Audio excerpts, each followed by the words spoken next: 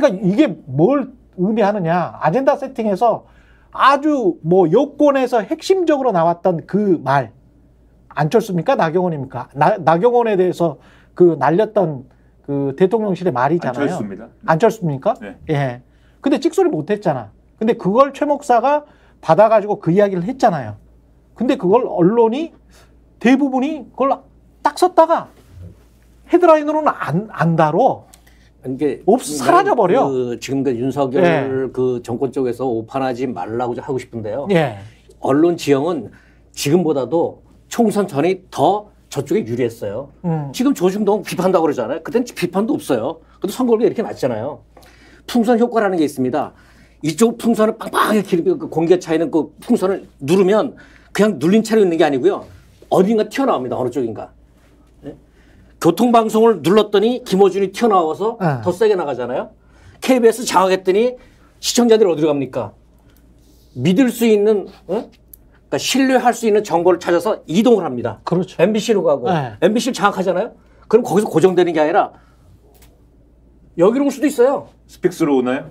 스픽스로. 뭐 여기 네.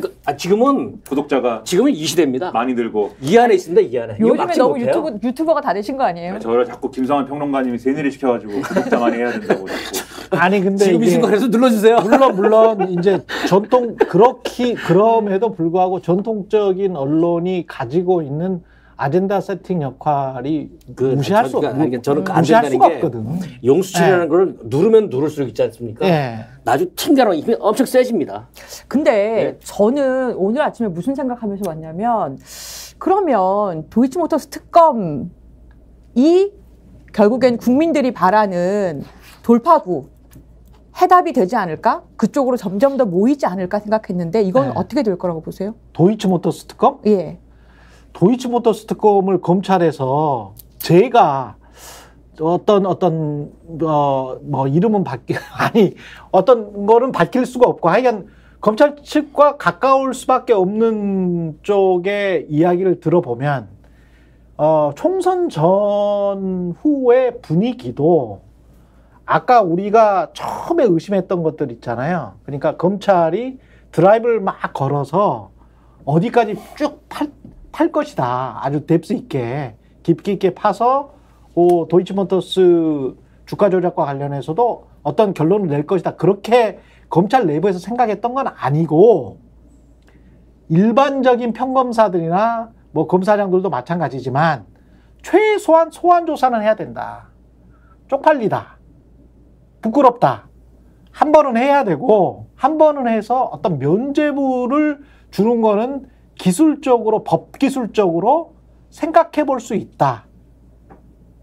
그 정도의 분위기였거든요. 그러니까 나중에 그 정도의 분위기. 그러니까 기소유예랄지 어떤 그런 것들을 생각해 보는 그런 분위기였어요. 그러니까 그거를 검찰을 저는 절대 믿지 않는데 검찰이 막 이렇게 파고 들어서 요거를 끝내. 아니야. 이거는 특검 아니면 절대 검찰의 생리상 끝낼 수가 없고. 저도 이렇게 생각합니다. 예. 송경호 서울중앙지검장이 예.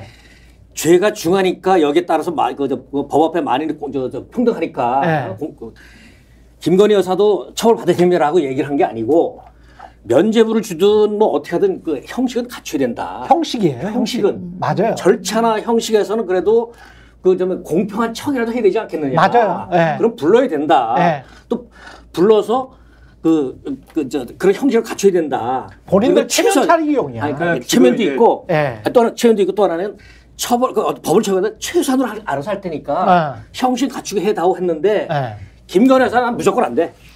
말도 꺼내지 마. 대통령실에서. 그러면 그 정도로 이렇게 날아갔다고요? 특검의 명분에 대해서 말씀하신 거니까 네. 무슨 말씀이냐면 어쨌든 검사들이 뭐가 어쨌든지 간에 김건희 여사를 부르기라도 하자라고 요 정도 했는데 대통령이 나서가지고 그거 경로했을 거야. 눌러버린 거잖아요. 맞아요. 그 정도로 그러니까- 날아간 거야. 그러니까 수사를 방해하는 거지 않습니까 지금. 네. 대통령이 검사들이 수사를 방해하도록 했기 때문에 네. 대통령이 지난번 기자회견에서 뭐라고 그랬냐면 차상병 사건에 대해서 한 얘기입니다만 특검이라는 거는 수사기관의 수사가 미진하거나 또는 뭐 이게 잘 안 되거나 봐주기 수사일 때 하는 거지 않느냐 이렇게 주장을 했는데 그 논리에 따르면 지금 일어난 상황은 대통령의 이 인사 때문에 오히려 김건희 여사와 관련된 특검의 명분이 더 씌질 없어졌죠. 수밖에 야. 없다. 그래서 이게 그러면 근데 제가 이렇게 얘기하면은 예를 들면 보수 쪽에 있는 분들은 뭐 너는 좌파니까 그렇겠지 뭐 이럴 거 아닙니까? 근데 오늘 조선일보의 사설을 보면 사설이 어떻게 끝나냐?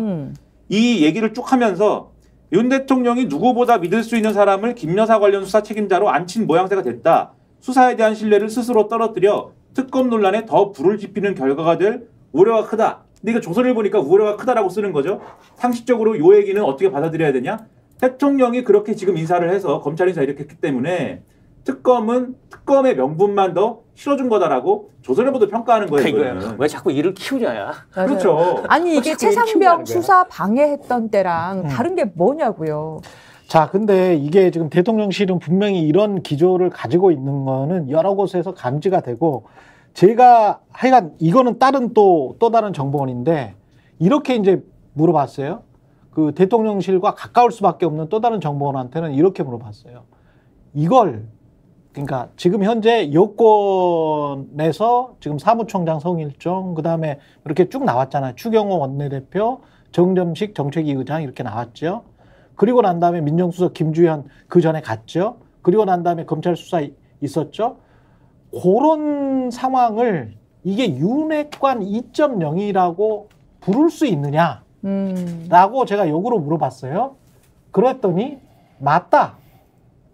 윤핵관 2.0이 맞다. 그러니까 대통령실은 그렇게 생각을 하는 거다. 근데 그 다른 라인으로 자 우리가 다시 복기를 해보면 그 다른 라인으로 무슨 일이 있었습니까? 이재명을 비선으로 만나서 삼성득과 이 통해 가지고 아이 총리 경쟁자 뭐 이런 이야기 했었잖아요. 그러니까 회유의 이야기가 있었잖아요. 근데 회유의 이야기가 있고 난 다음에 얼마 지나지 않아서 검찰 인사가 있었단 말이지. 그러면 이거를 하고 이거 안 되니까 회유가 안 되니까 이거를 했다? 전혀 그렇지가 않습니다. 제 판단으로는 동시에 다 진행했습니다. 다 하는 거예요.